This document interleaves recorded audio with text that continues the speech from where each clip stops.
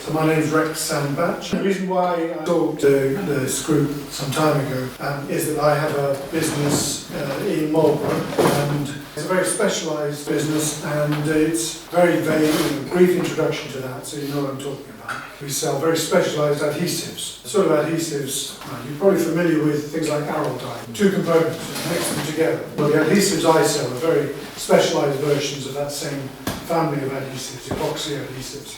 Except they're not used for mending your bike, they're used for making sensors for cars, they're used for surgical instruments, they're used for to replace solder in electronics that goes into orbit, and things like that. And because it's so specialised, our customers don't want to buy them and have to mix them together. That introduces too many variables into their process. They want to buy them ready mixed.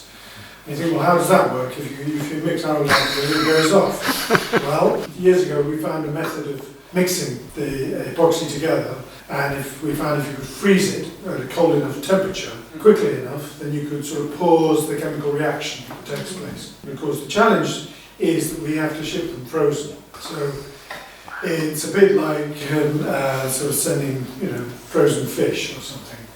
Except we have to send them, and most of our customers are of course in the European Union, because sadly we've forgotten how to make things in this country, and most of the business of people making clever things doesn't take place on this island anymore, sadly to say. So we ship in insulated packages full of dry ice, and in that format we have basically everything was designed to 72 hours before the curing process starts again.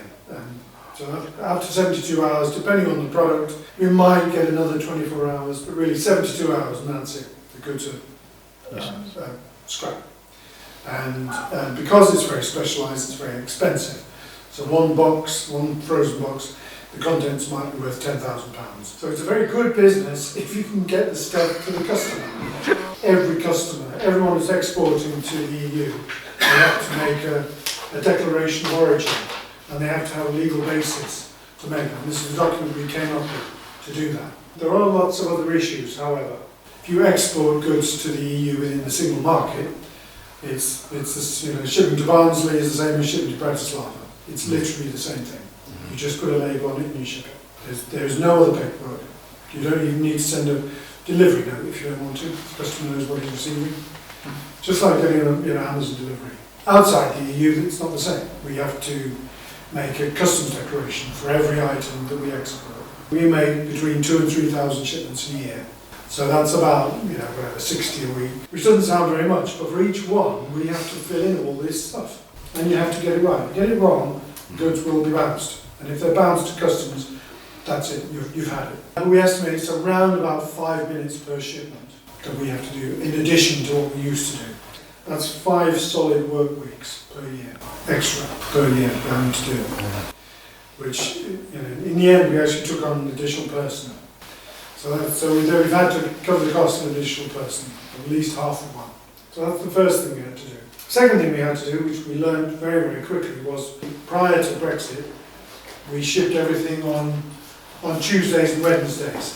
And that meant that we had the drivers delivered first thing on Tuesday. So it was minimum waste, and we'd use it all on Tuesday and Wednesday, and then we could get there by the weekend. And it did. It was very, very reliable. We found out very soon that shipments were taken in 3 days, 4 days. It was all over the shop, for various reasons. Partly because our counterparts in Europe hadn't had to deal with all this nonsense. They weren't ready for it either. We hadn't had customs controls between the UK and Ireland and Germany for 30 years. All of a sudden we did, so they weren't ready either. They didn't know what they were doing. All their people had retired too. so we had absolute chaos for about 3 months. It was just, we were tracking every shipment and phoning people in depots, saying, can't you move it and whatever. And, it was awful, but what we found was, we had to start shipping on Mondays rather than Tuesdays to give us a chance. So that meant we had to have the dry ice delivered on Friday and keep it over the weekend. So I meant we were losing about 40% of it over the weekend. So that's, if you say 1.2 tonnes times £3,000 a tonne times whatever percentage I just said, And that's just lost. Every week we're losing it. From why? So I'm doing a list. There's that list we've been after from all the Brexiteers. Give me a list of benefits. And it goes down to, well, give me one benefit. Vaccine rollout.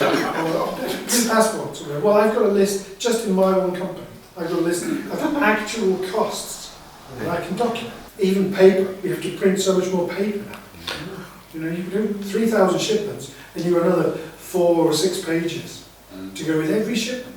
We've had to replace printers and you just wouldn't make it up. You really wouldn't. Freight costs. We estimate we're paying around about £30,000 a year in freight costs additional. It adds up. The other thing, this is really the most disappointing thing for my team, what absolutely cripples us, is we make this exquisite package, or a couple of packages, containing the finest products that we can possibly make, and then they get lost. Just because they're stuck somewhere, because the customer doesn't provide his EORI number at the right moment, or there's a mix-up somewhere in customs. Since beginning of 2021, we've lost around 4 shipments a month. And per year, again, it's about the same figure. It's between £20,000 and £30,000 a year. Significant amounts of money. But the worst thing is our customers, they think we're great in terms of what we deliver. But there's only so many times, if you're let down, they just see the whole package and they say, well, we can't trust those guys in Britain. No matter how good the quality is. And that's the tragedy. So cost-wise, it's in the 60 to £100,000 a year. It's actually costing us. And we can prove that. And then there's some really, really irritating things. So a lot of our shipments, we actually embed an electronic temperature monitor into the shipment, and then we as part of the warranty process, we ask them to send it back, and then we can download the data and we can say, well, it was within that temperature range for a certain time, and you got it on such and such a date, because they have to press a button on it to signify they've got it. And that works fine, except these things cost about £40. It's not much. Customers send them back. They don't know how much they cost. That's probably €100 or whatever. So it comes with customs, it declares €100, duty on it, and plus it probably costs us every customs entry, that kind of small commercial entry, costs us about £150 plus duty. They say, well, why should we change? Yeah. So this won't find it, done this for 10 years. It's been fine. They say, well, we've got to change because we're stupid. That's what I feel like saying. Yeah. Companies, to sum up, it is possible to carry on. Thanks to the Trade and Cooperation Agreement, at least there's no duty. If there had been chaotic Brexit, even more chaotic, you might say, who knows? Who knows what it might be? But at least we could trade on a legal basis without the primary market. And so we've done that, but at significant cost and significant stress to